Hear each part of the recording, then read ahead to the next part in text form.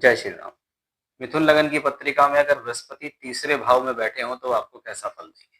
बृहस्पति यहाँ 7वें घर और 10वें घर के मालिक हैं और मिथुन लगन के लिए सप्तम भाव के स्वामी को बाधक भी कहा गया। अब इतनी सारी भूमिकाओं को बृहस्पति लेकर तीसरे घर में बैठा। सबसे पहली बात, थर्ड हाउस जो कि किसी प्रकार की क्रिएटिविटी का है, शॉर्ट ट्रेवलिंग्स का है, छोटे भाई बहन का, लेखक का, अध्ययन अध्यापन का, कोई क्रिएटिविटी का, लोगों को प्रीचिंग सलाह देना, ये सब तीसरे घर में आते हैं। और तीसरे घर के अंदर अगर बृहस्पति है तो ऐसे लोग एक अच्छे सलाहकार होते हैं। यहाँ पर सूर्य की राशि होती है तो इनकी जो सलाह होती है वो दूरदृष्टि होती है।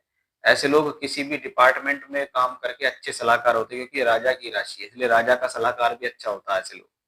यानी ऐसे लोगों में क्षमता होती है कि वो अपनी बुद्धि और ज्ञान से किसी अच्छे पद पर आसीन व्यक्ति के अंडर में काम करते हैं, उनके पीए हो जाते हैं, या कोई मंत्री है, कोई एमएलए है, कोई बड़ा मिनिस्टर है, उसके अंडर में भी ऐसे लोग काम करते हैं क्योंकि ये लोग अच्छी सूझबूझ समझदारी वाले होते हैं और इनके बीच में इस तरीके की सामर्थ्य है कि सही सलाह देकर काम कर सकते हैं। तीसरे घर में है तो ज्ञान देने वाले होते हैं, ज्ञान के प्रचार प्रसार से धन कमाना।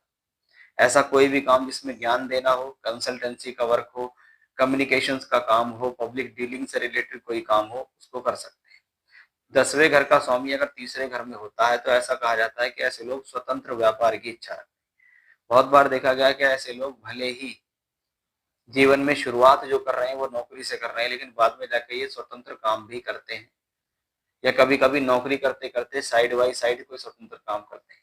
क्योंकि 10वें का स्वामी तीसरे घर से, इसलिए लाइफ में स्ट्रगल होगा, प्रोफेशनली स्ट्रगल होगा, छोटी छोटी यात्राएं होंगी, समय समय पर ट्रांसफर्स होना, समय समय पर स्थान परिवर्तन होना भी इन कॉम्बिनेशन से देखा जा सकता है।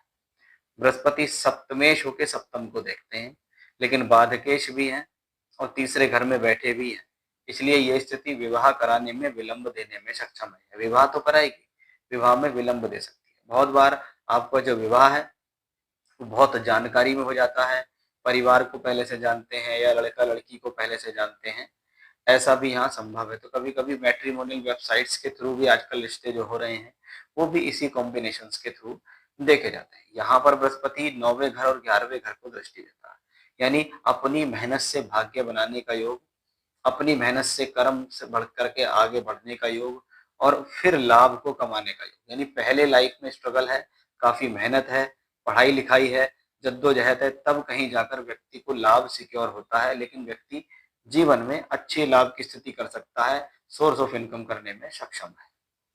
जय श्री राम।